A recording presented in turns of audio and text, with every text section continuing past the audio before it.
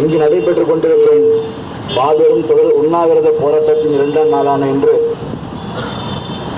மீண்டும் எங்களோடு வந்து எங்களுக்கு வழி சேர்க்கும் விதமாக இங்கு வருகை புரிந்திருக்கும் புரட்சி முதல்வர் ஐயா அவர்களுக்கு மாணவர் காங்கிரஸ் சார்பாக மனமார்ந்த நன்றிகளை தெரிவித்துக் கொண்டு ஐயா அவர்கள் ஒரு சில வார்த்தைகளை உங்களோடு பகிர்ந்து கொள்ள ஆசைப்படுகிறேன்.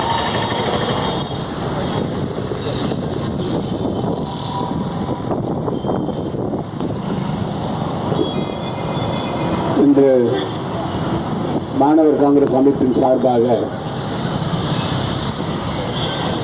நடைபெறுகின்ற இந்த உண்ணாவிரத போராட்டம்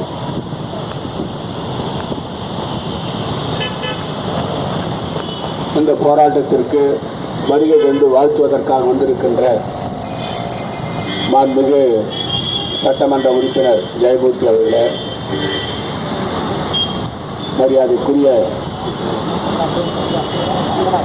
மரியாதைக்குரிய காங்கிரஸ் கட்சியினுடைய முதலியார்பேட்டை சட்டமன்ற தொகுதியினுடைய அரியாங்குப்பம் சட்டமன்ற தொகுதியினுடைய தேங்காய்த்திட்டு பகுதியைச் சேர்ந்த மரியாதைக்குரிய ரங்கநாதன் அவர்களே, மாணவர் காங்கிரஸ் அமைப்பினுடைய தலைவர் மற்றும் அவருடைய பொறுப்பாளர்கள் கல்யாண சுந்தரம் உட்பட இங்கே நேற்று தினத்திலிருந்து உண்ணா நோன்பு இருந்து புதுச்சேரி மாநில மாணவ மாணவர்களுக்கு அரசு பள்ளியில் படிக்கின்ற மாணவ மாணவர்களுக்கு 10% இடஒதுக்கீட்டை மாநில அரசு நடைமுறைப்படுத்தியும் அதற்கான சட்டமன்றத்தில் இதற்கான வாக்குறுதியை கொடுத்து அது சம்பந்தமாக அமைச்சரவையை முடிவு செய்து அந்த முடிவை மாண்புமிகு துணைநிலை ஆளுநருக்கு அனுப்பி வைத்தால் கிரண்பேடி அம்மையார் அவர்கள் அதை டெல்லிக்கு அனுப்பி காலதாமதப்படுத்தி அரசு பள்ளியில் படித்து நீட் தேர்வில் தேர்வு பெற்ற நம்முடைய பிள்ளைகள், புதுச்சேரி மாநிலத்தைச் சேர்ந்த பிள்ளைகள் மருத்துவ படிப்பு படிக்கின்ற அவருடைய அந்த கனவை அவர் தகர்த்தெறிந்தது மட்டுமல்லாமல் நம்முடைய மாநிலத்தில் புதுச்சேரி மாநிலத்தில் உள்ள மாணவ மாணவர்களுக்கு மிகப்பெரிய துரோகத்தை கிரண்பேடி அம்மையார் இழைத்திருக்கிறார்கள். அதே போல 50% இடஒதுக்கீடு புதுச்சேரி மாநிலத்தைச் சேர்ந்த மாணவ மாணவர்களுக்கு வழங்க வேண்டும் என்று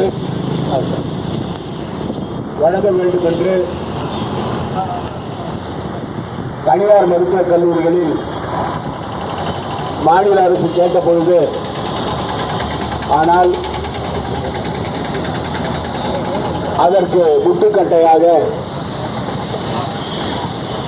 நீதிமன்றம் சென்று மாணவர்கள் தங்களுடைய கோரிக்கையை வைத்து பேசும் பொழுது நீதிமன்றம் அதற்கு ஒப்புதல் கொடுக்காத ஒரு நிலை.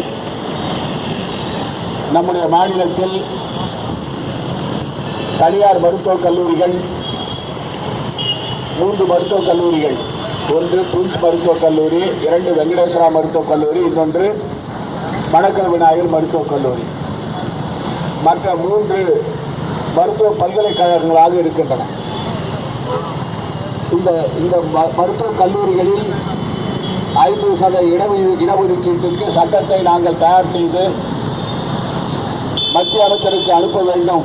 மத்திய அமைச்சர் ஒப்புதல் கொடுத்த பிறகு, இந்திய குடியரசுத் தலைவர் ஒப்புதல் கொடுத்த பிறகு அந்த சட்டத்தை நம்முடைய புதுச்சேரி மாநிலத்தில் சட்டமாக நிறைவேற்ற வேண்டும் என்ற அந்த கோப்பை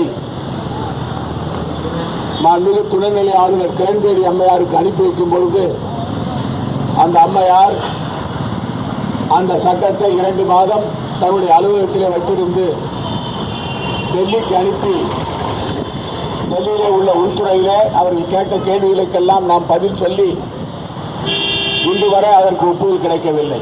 ஆனால் 50% இடஒதுக்கீடை மாநில அரசு பெற முடியவில்லை.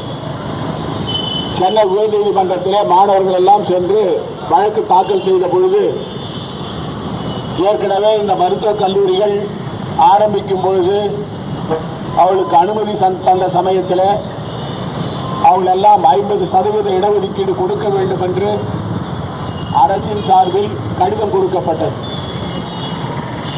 ஆனால் அது முடிந்த பிறகு இந்த தனியார் மருத்துவக் கல்லூரிகள் உச்சநீதிமன்றத்தில் தாங்கள் சிறுபான்மை கல்லூரிகள் என்று இருந்தால் அவர்கள் இடஒதுக்கீடு கொடுக்க வேண்டிய அவசியமில்லை என்ற போர்வையிலே அந்த 50% இடஒதுக்கீடு அவர்கள் ஏற்றுக்கொள்ளவில்லை.